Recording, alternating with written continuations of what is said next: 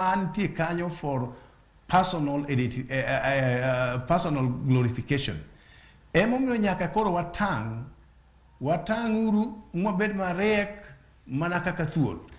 To wabed humble before God mana kaka kuru. To wabed joma ochich gi puonj magala mabironwa. Gima ber mwagalo ni berno. Gimoro nitie iye. Lam Nyasaye, somo ma. Jakristo nyaka puonjre somo muma. Kik we masom donjie Bible study groups mondo understand the Bible. Ok moro mi mabedo for indoctrination cha, for knowledge purposes. Mondo ibed gi understanding of the Bible. Mano biro konyowa guarding our faith against jopuonj mamganga gieki. Erokamana inya Bishop David Kodia semo mai wathuolo yoto ebwonyere pradek wachni mogik kwatiko. Wachna mogik Sharon en ni aluongo